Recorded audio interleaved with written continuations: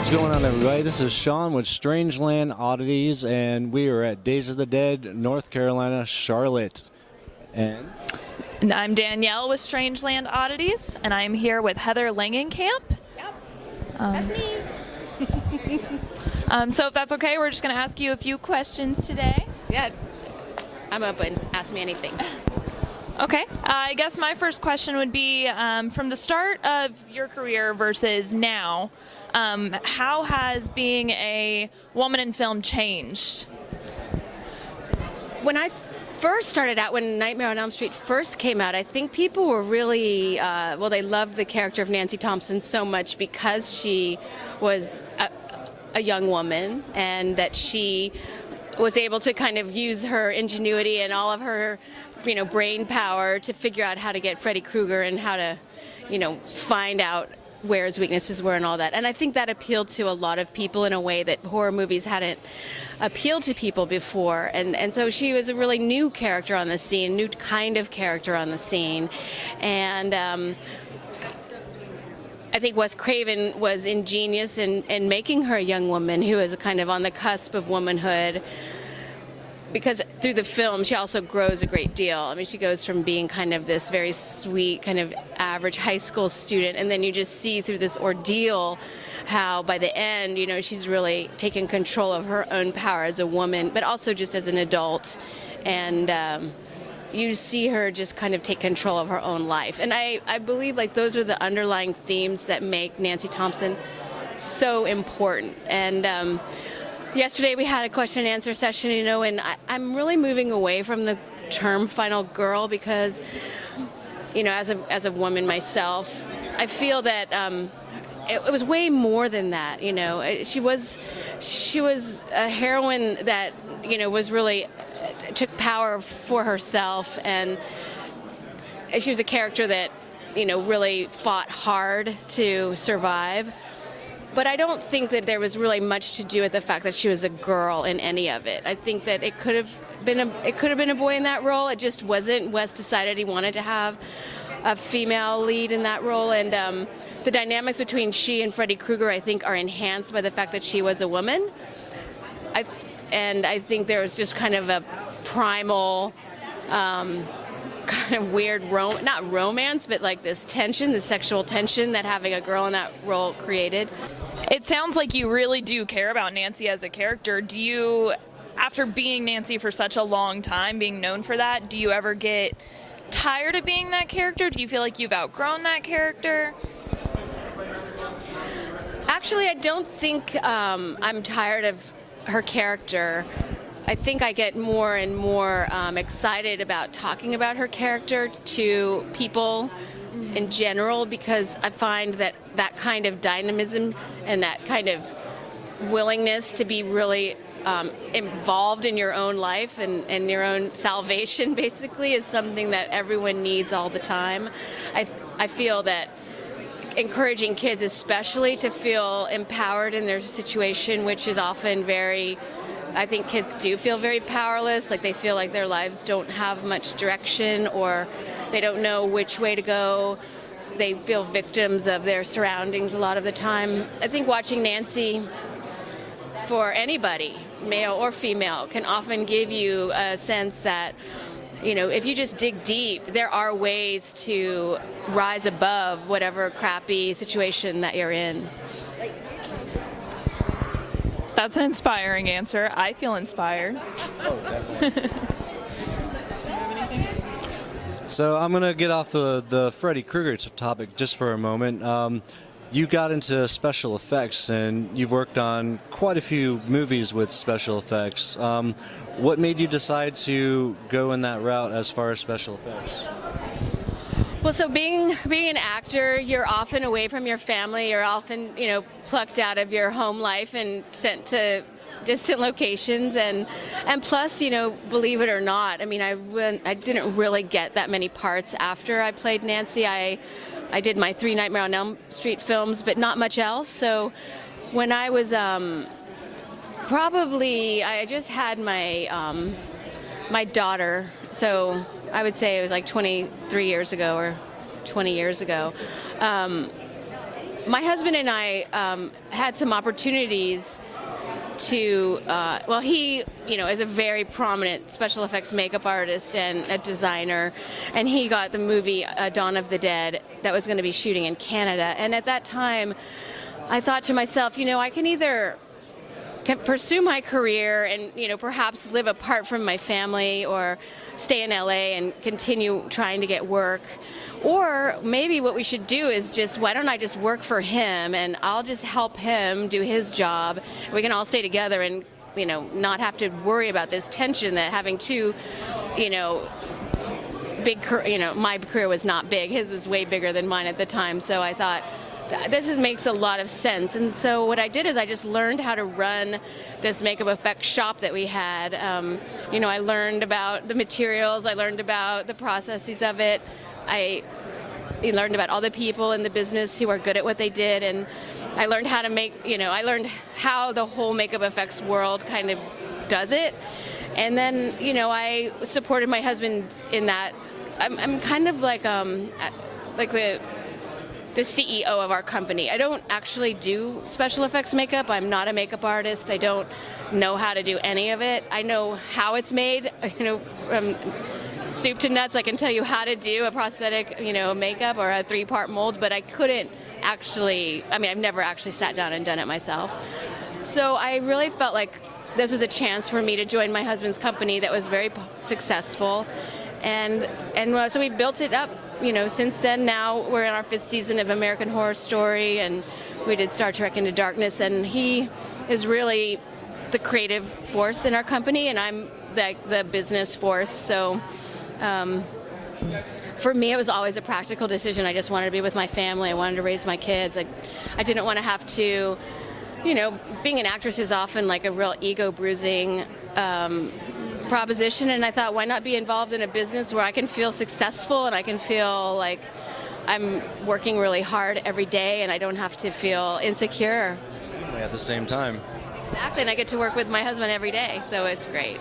I'm really happy that I made that decision, though I do wish I had more acting parts. I do, work when someone offers me a part that's, pretty decent, I'll take it.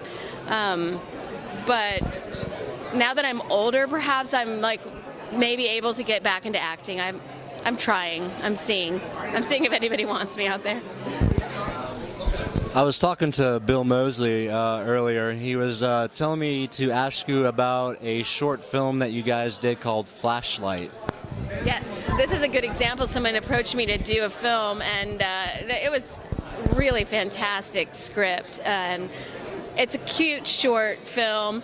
I got to play a really great character, and it has a big surprise ending. And so I told the director, if you can let me help you get Bill Moseley to be the other part, I think it would be just the best person in the role. It was just written for Bill as such a good, creepy, weird part. And so he and I spent a weekend making this short film, and I've seen little snippets of it. It's absolutely beautiful.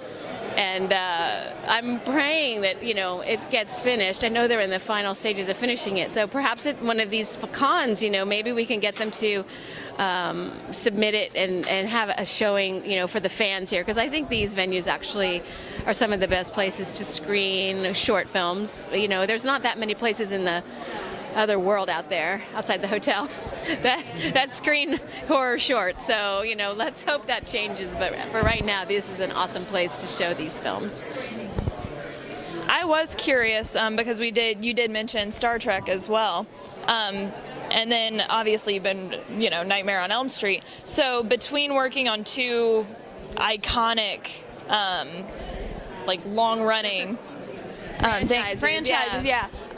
How was that, jumping into that? I know you said that your company did a lot of the special effects for it as well, for your character Moto also. Well, so when we were doing Star Trek, we had a lot of, characters to make for that film, and there was a point in the production where J.J. Abrams wanted a couple more creatures, and yet our timeline was such that we couldn't, it's a 4 or 5 week process to develop a character, make it, sculpt it, get it screen worthy, and we just didn't have that kind of time. So my husband and I had a makeup that we had done for a short film, or for a film that had lost its financing at the last minute, and so we had this makeup for an alien that was kind of sitting in the, in the corner, and so we told JJ, like, we could bring this one alien we have, that's ours, that we own, that we could bring to the set. So he's like, great, and we said, but the only problem with this makeup is that the only person that can wear it is it was made for Heather to wear, because it was a test makeup. And he's like, oh, that'll be fine. She can be in the makeup. So it was, it was a really fun day, I have to say. I got fitted for my Star Trek costume, which is like one of the high points of my career, and got to wear, the red sweater, and I set, pretty much as an extra. I mean, it was a background character, so it wasn't, as acting goes, it didn't involve that much. But actually just being part of that production, it's such amazing filmmaking at that level. It's something that, everyone dreams about, and certainly I did, watching how a really, $200 million movie gets made. It's pretty amazing, and we got, to have a pretty much front row seat for that entire process, and it's made me want to make films of my own. I feel like I've learned so much by watching how those movies were made, and how important it is to just have a really great crew of people around you who work hard, and so that's what I took away from it. It's what my acting, that's kind of like the last thing on the list of why I really enjoyed being on that movie. Now, obviously, they've been doing a lot of remakes of Nightmare on Elm Street, obviously without Robert. And have they ever approached you to be in any of the remakes of Nightmare on Elm Street? I've been asked to do a cameo, and I generally will say no to cameos. I don't think they're really parts. I think they're like kind of stunt casting, exercises where you kind of give that movie a lot of credibility by saying yes to a cameo, and I feel very protective. Like I'm not going to give that to people. I don't feel like I have to, so I didn't do the cameo, and I'm kind of glad I did, because I have a lot of feelings about Wes Craven and Robert Englund and this movie, and I can have my own attitude about helping out folks who are trying to reimagine it. I don't have to buy into their vision just because they asked me to. Absolutely. That's awesome that you're standing strong on that as well. You're like, I was part of the original universe, and I can. Yeah, you know what? I mean, I love the idea that these movies have their own universes, and that they're like expanding them, ever expanding them, and I don't hold anything against that. I think filmmakers have every right to take stories and bring them to new generations of people, but. Yeah, I mean, do it, but you don't have to ask me if I like it or if I want to be part of it, Now, I know that you said that you were, wanting to get back into acting. So after this convention, and, what can your fans expect from you? Well, that's such a good question. I really feel that Hollywood is bringing, for the first time in a really long time for me, I see parts everywhere that I would really like to play and that are really interesting parts. And I think that women have such a much more hearty role in Hollywood now than they've ever had. So I'm really hoping that I can be part of that. On the other hand, the life of an actor it's probably the most grueling and brutal career that you can possibly choose for yourself. And now that I'm older, I just don't know if I have the ability to deal with the rejection like I did it when I was 18 years old. I mean, I used to just brush it off and just walk away from all the rejection that I used to get. And but now it's harder as a grown person, who's actually made a career and has success in other fields. It's like, why would I give up feeling really great about myself and then end up feeling really crappy about myself? It's like, it's a philosophical issue I have to kind of come to terms with, because actors, actors are really special people, and I'm just not sure. I don't know if I have what it takes. Sometimes I feel like I'm not as strong as I was when I was 18 years old. I personally think that you can do it. You mentioned wanting to make your own film as well. You can make any character you want. I'd rather, yeah. Right. So this year, if anything happens, I'll be making some films of my own, probably short films. I have one in the works right now that I'm hoping I'm going to shoot in June, and it's I have dreams of doing dramas and comedies and things like that, but I realize that if I'm going to start and get any foothold as a filmmaker, I probably should start with horror. So my very first show is going to be not quite gore. It's not horror gore, but it's more like a ghost story kind of and there will be special effects makeup in it for sure. So hopefully the fans won't judge me too harshly by not being totally hardcore like Wes Craven, but I'm going to do my best. I'll do my best.